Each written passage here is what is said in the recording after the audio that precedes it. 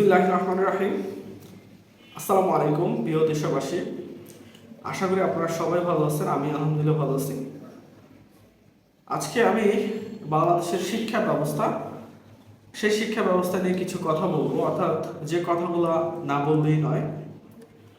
কারণ আমাদের ভবিষ্যৎ প্রজন্মকে আমরা একটা অন্ধকার রাজ্যে ঠেলে দিচ্ছি। তারা এখন সেই অন্ধকার রাজ্যে অন্ধকারচ্ছন্ন হয়ে তারা তাদের জীবনযাপন করতে যাচ্ছে। আমার পিছনে একটা হোয়াইট বোর্ড দেখতে পাচ্ছেন। এই যে হোয়াইট বোর্ডটা দেখতে পাচ্ছেন, এই হোয়াইট বোর্ডটার মধ্যে আমি মূলত পড়াই, অর্থাৎ আমি অ্যাজ এ টিচার। সো আমি রিয়েলাইজ করেছি যে গত পরশুদিন আমার চোখের সামনে একটা ছবি ভেসে উঠেছে। দেখেন, আপনারা দেখতেই পাচ্ছেন ছবিটা। পরীক্ষার হলে ছাত্রছাত্রীরা মোবাইল ফোন, গাইড, বই টই খুলে তারা পরীক্ষা দিচ্ছে। এটা কেমন শিক্ষা ব্যবস্থা? এটা কেমন শিক্ষা প্রতিষ্ঠান? এটা কেমন শিক্ষা অঙ্গন? এটা আদৌ আমার মাথায় আসে না। যদিও এখনকার যে পাঠ্য বইগুলো নিয়ে অনেক কথা হয়েছে, অনেক কিছু পরিবর্তন করা হয়েছে, অনেক প্রশ্নবিদ্ধ বিষয়গুলো পাঠ্য বইয়ের মধ্যে উঠে এসেছিল, সেগুলো নিয়ে অনেক কথা হয়েছে। সেগুলো নিয়ে আমি কথা বলবো না। একটা পাঠ্য বই কীরকম হতে পারে বা কীরকম বানাতে পারে তারা নিজেরাও জানে। সো বিষয় হচ্ছে যে আমাদের প্রজন্মকে আমরা কি দিচ্ছি, তাদেরকে আমরা বেশি কিছু না, অন্ধকারে ঠেলে দিচ্ছি, আর কিছু না। আমরা যাদেরকে নিয়ে স্বপ্ন দেখি তারা একদিন ডাক্তার, উকিল, ইঞ্জিনিয়ার হবে, তারা এখন ভবিষ্যতে তারা ডাক্তার তো দূরে থাক, রিক্সা চালিয়ে খেতে পারবে না, যে ব্যবস্থা হতে যাচ্ছে। কথা হচ্ছে এই যে শিক্ষা ব্যবস্থা এমন হলো, এটার জন্য আসলে দায়ী কারা দায়ী থাকবে, এটা মুখ্য বিষয়।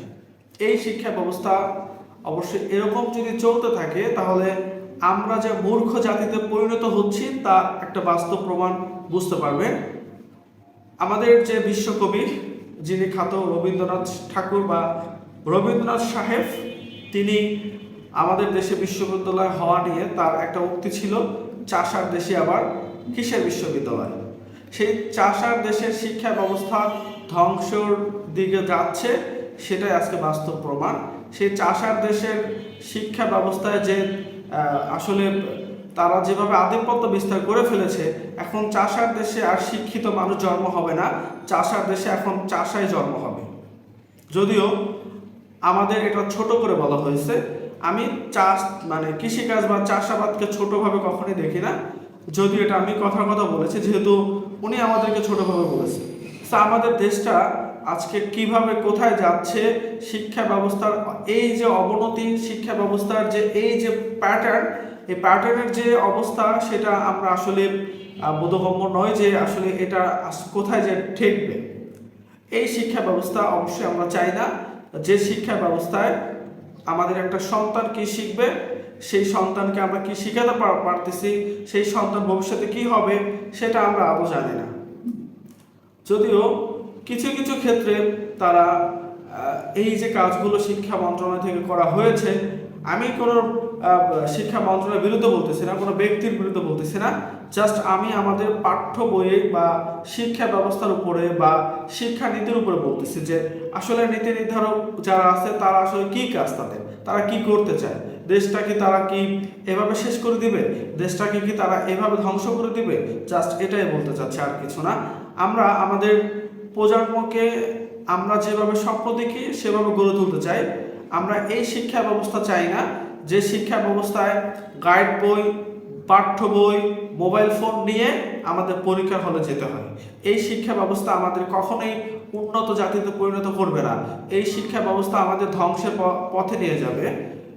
যেভাবে আমাদের সমাজে, আমাদের রাষ্ট্রে আজকে মাদক ঢুকে যাচ্ছে, আমাদের শিক্ষার্থীরা আজকে আমি গতকালকে দেখেছি যে পরীক্ষার হলে একটা শিক্ষার্থী মাদক নিয়ে ঢুকেছে। সো এই যে বিষয়গুলো আসলে এখন যে শিক্ষা ব্যবস্থা, যেহেতু পড়াশোনা নাই, তারা চিন্তা করছে যেহেতু আমি পড়াশোনা নাই, আমি আমার জীবনটাকে আমি এইভাবেই নষ্ট করে দিই। সো আমি রাষ্ট্রের কাছে আকুল আবেদন জানাচ্ছি, আমি অ্যাজ এ টিচার হিসাবে আকুল আবেদন জানাচ্ছি, এই শিক্ষা ব্যবস্থা অবশ্যই যত দ্রুত সম্ভব উঠিয়ে নেন এবং এই শিক্ষা ব্যবস্থা থেকে জাতিকে মুক্ত করেন। আমরা পূর্বের শিক্ষা ব্যবস্থাতেই ফিরে যেতে চাই। আমাদের যে সৃজনশীলতা, আমাদের যে সৃজনশীল যে প্রজ্ঞা বা সৃজনশীল যে জ্ঞান, সেই মেধাকে আমরা কাজে লাগাতে চাই। আমরা সেই সৃজনশীলই চাচ্ছি। সো বর্তমানে শিক্ষা ব্যবস্থা আমরা চাচ্ছি না। ধন্যবাদ সবাইকে। আসসালামু আলাইকুম রহমতুল্লাহ।